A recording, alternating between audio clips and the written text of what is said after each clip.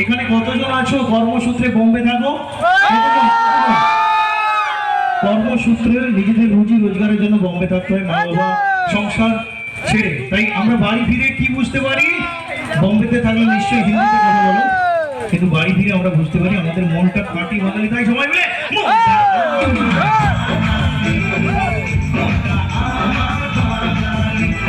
বোম্বে গাম্বিয়ে মনটা ভালো সারা ভারত নাচিয়ে বোম্বে গাম্বিয়ে ভারত নাচিয়ে এসেছি